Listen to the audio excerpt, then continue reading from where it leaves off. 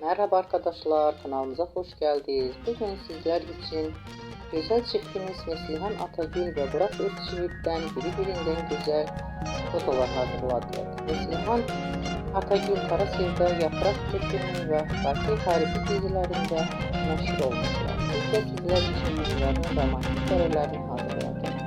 Bu videoların devamlı gelmesini istiyorsanız kanalımıza abone olup yorum yazmayı unutmayın. Herkese teşekkürler. Hoşçakalın.